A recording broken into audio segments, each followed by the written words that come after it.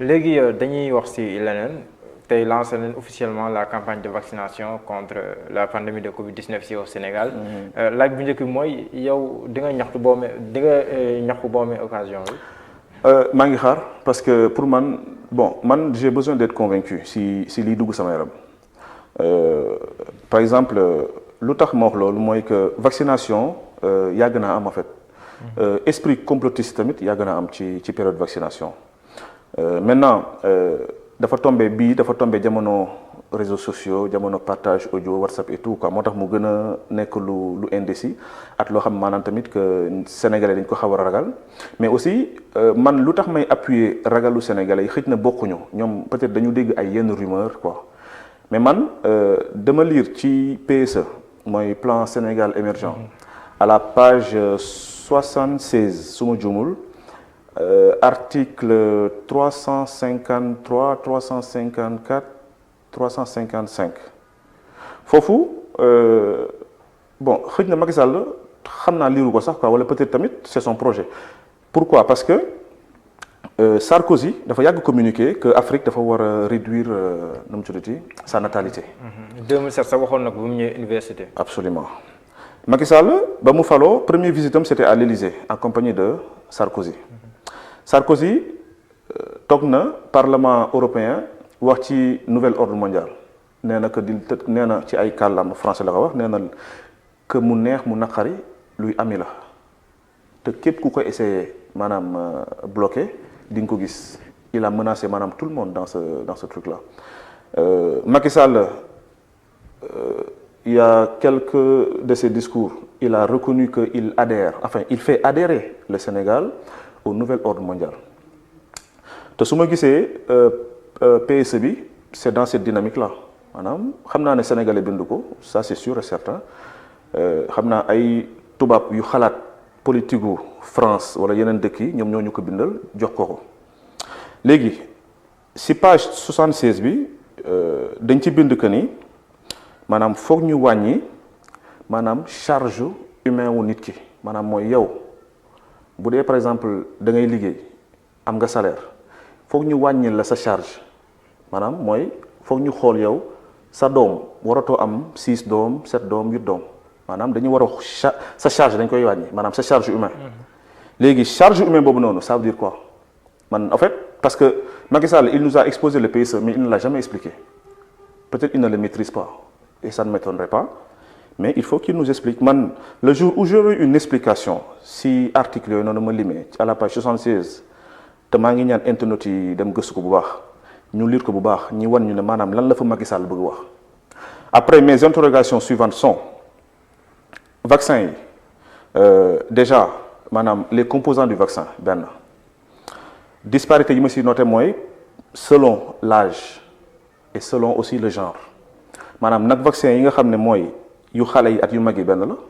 nag vaccin yi nga xam ne maanaam yu góor yi at yu jigéen yi nag benn la vaccin yi nga xam ne tamit maanaam xale yi jigéen yu ndaw yi at maanaam xale yu góor yu ndaw yi tamit nag benn la parce que c'est des questions à se poser. Pourquoi je le dis? Parce que je sais qu'il y a une campagne en Afrique boo xam ne maanaam c'est pour limiter la naissance te campagne boobu noonu maanaam ci ay vaccination lay jaar maanaam mooy xale yi nga xam ne dañu am 4 ans par exemple xale yu jigéen yi nga xam ne dañu am 4 ans ba 14 ans am na ñoo xam ne instant bi nii ñu ngi subir ay vaccination yoo xamante ne ëllëg suñu màggee ba sëy mënuñu dépasser 2 grossesses il faut faire des recherches pour le savoir donc mu tombé ak vaccination contre Covid bi man bëggoon naa xam parce que Covid bi soo seetloo xale yi touché wu leen même si c'est des porteurs c'est des comment dirais-je porteurs sains c'est des porteurs sains jeunes yi jusqu'à 35 ans tam touché wu leen et tout peut-être xanaa nga diabète wala nga am yenn maladies yi et tout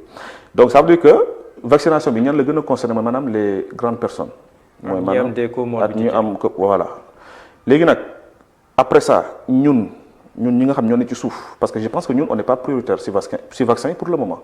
léegi ñun ñi nga xam ne ñun ñoo ne ci suuf ñun maanaam ban vaccin lañ nar a utiliser ci suba man c'est ça mes interrogations maintenant su si état bi indee ay réponses on peut en discuter mais il faut qu'il nous explique et qu'il nous fasse le discernement de l'article qui est dans le PSE qui parle de la diminution des charges humaines c'est important maanaam mooy limitation des naissances dans ce pays-là te Macky Sall il a carrément dit que il adhère et fait adhérer le Sénégal dans le nouvel ordre mondial te nouvel ordre mondial ça veut dire quoi ça veut dire créer une mondialisation boo xamante ne maanaam xam nga colonisation dafa am c'est expiré instant ñu ngi ci néo-colonisation mi ngi commencé expirer troisième étape bi mooy maanaam nouvel ordre mondial mooy maanaam comment nous composer en un pays avec un seul décideur boo xam ne maanaam c'est le blanc excusez-moi du terme qu'est-ce que ça va faire maanaam ça va faire ce qu'on appelle de l'ingérence maanaam mooy Macky Sall suba wala ku ko fi utu dafiy nekk rek président mais les décisions ne viendront pas du président kon Sénégal du gisati boppam ci politique gu ki fi jiite te commencé na parce que léegi sénégalais yi soo nee ñu ne France su paree couvre-feu ñun ñu paree couvre-feu su defee li ñu def lii donc ça veut dire quoi ça veut dire que les décisions ne viennent pas de nous wax ji mooy maanaam et ça concerne pour le moment ça concerne que les pays francophones après nag faut tirer des analyses sur ça. mais boo gisee par exemple ay professionnels de la santé ñoo xam ne ni seen xel dafa màcc jëm si wàll wi ñu siy liggéey suba bëccëg guddee ngoon ñooñu ndax du la rassurer par exemple ku mel ni professeur Seydi ku mel ni Marie Khemesse Ngom Ndiaye ak ñeneen des acteurs de la santé professeur Daouda Ndiaye ñooñu ñu vacciné wu kon loolu ndax loolu du signal fort bu la mën a rassurer yow. bon faut pas faire de confusion. Professeur Seydi ku ma respecté la parce que gis naa ne il s'est battu pour maanaam sensibiliser Sénégalais gëmloo leen ne feebar bi am na de même que soxna si Khemesse et tout et d'ailleurs même je les félicite au passage mais ñu liggéey vaccin bi at ñu koy indi bokkul at ñu koy xaar man c'est ce que je dis professeur Seydi amul benn kàddu ci vaccin bi je pense que tu me comprends.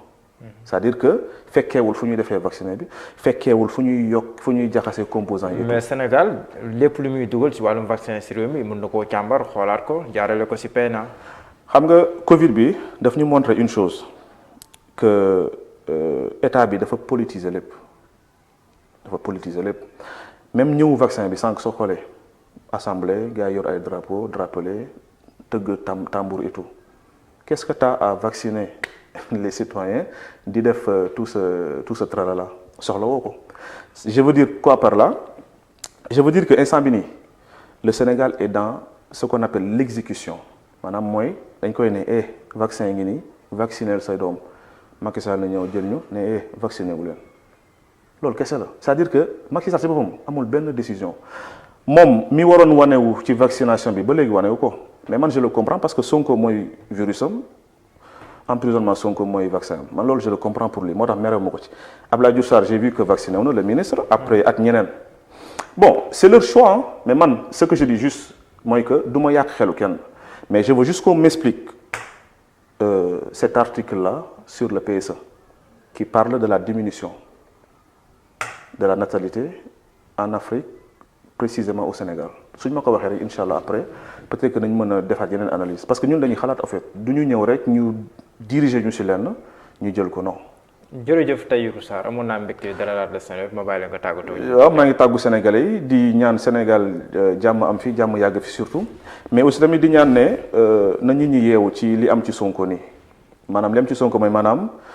ki fi toog bëggul kenn wax ci moom. ki fi toog mooy maanaam dafa bëgg ñun ñi reyante seeni biir ñi may ko jàmmam te loolu mënta continuer